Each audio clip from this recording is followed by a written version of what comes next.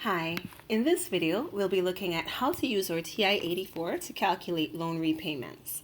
So for example, here we have a guy who takes out a personal loan and he wants to fund his wedding, but he plans to repay for the amount that he's borrowed. So this is a big difference between this and a regular compound interest question. In a regular compound interest question, we're not considering the fact that this person is paying back money each month.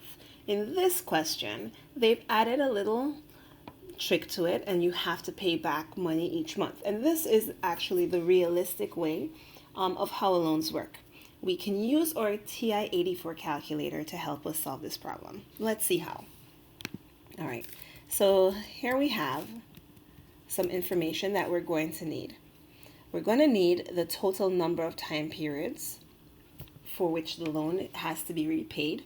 So for example, in this question, 5 years, and there are monthly repayments for 5 years. So in order to figure out the total number of time periods in the question, we have to go ahead and multiply the 5 years by the fact that there are 12 payments per month. So there are 60 payments in all. There are 60 time periods in all. Another thing that we're going to need in order to solve this problem is the percent interest per year.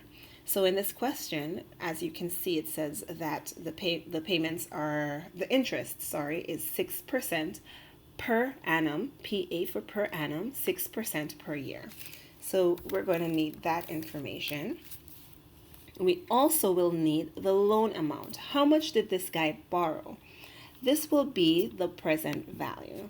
The first amount that this guy borrowed in this case is $12,000. So we're going to need that sum of money. The next thing that we're going to need is the payment per time period. Or in this case, we're actually looking for the payment per time period. So I'm going to go ahead and put a question mark there. That's what the question is asking for.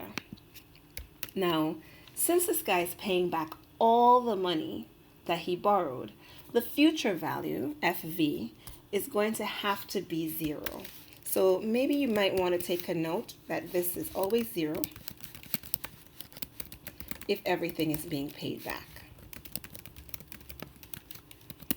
All right, and PYCY is the number of payments made per year.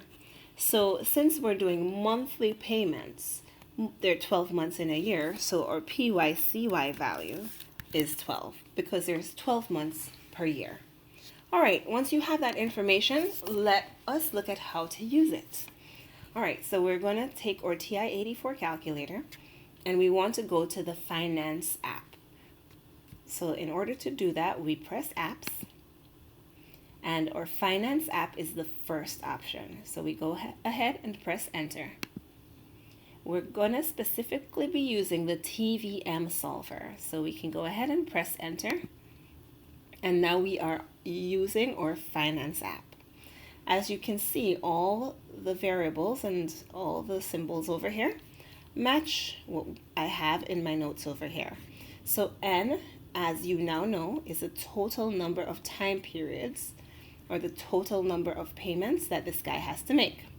And we figured out that was 60 because there are 12 months per year and he's paying for 5 years. Or I, as you now know, is the percent interest per annum, and that is 6% in this question. So we go ahead and put in 6. Or PV value, the starting amount or the amount that he borrowed, is 12,000. So we can go ahead and put that in.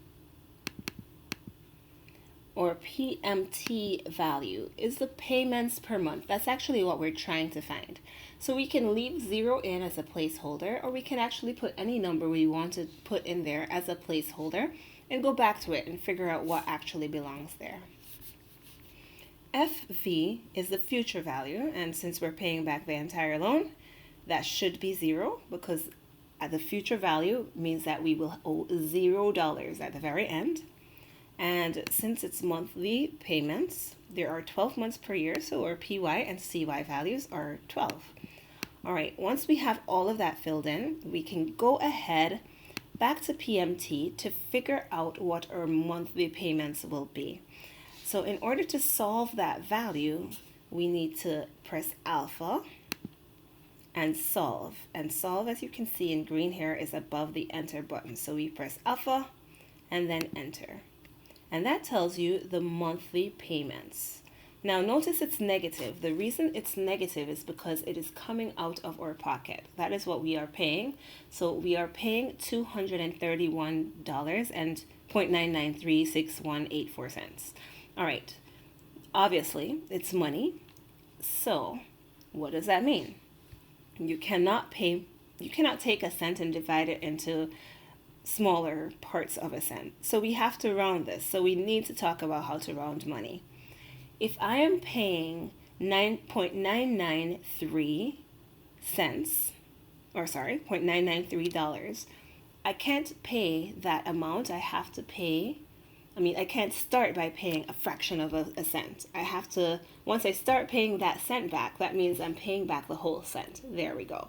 Which means that when you're doing these payments, you always have to round up. So our monthly repayment is going to be equal to $232 because that 0.99 or that 99 cents rounds up. And so we have now $232. That's the monthly payment. So Don is paying back $232 every month. And he's paying that for 5 years.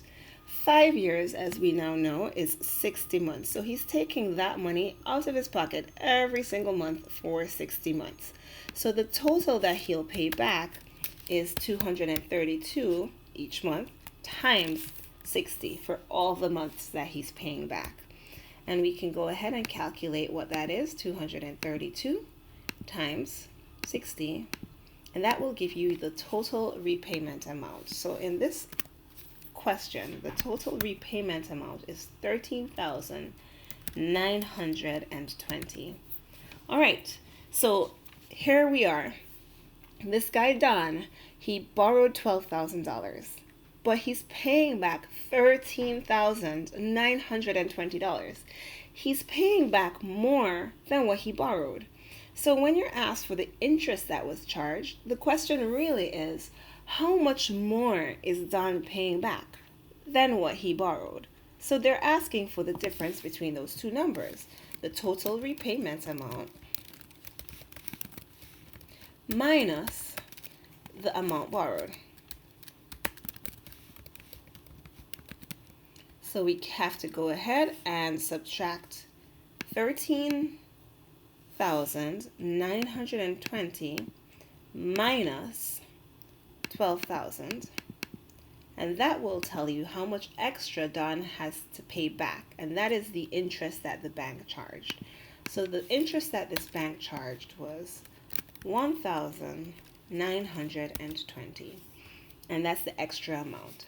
So hopefully that helped. In our next video, we'll be looking at what happens partway through the payment period. So stay tuned.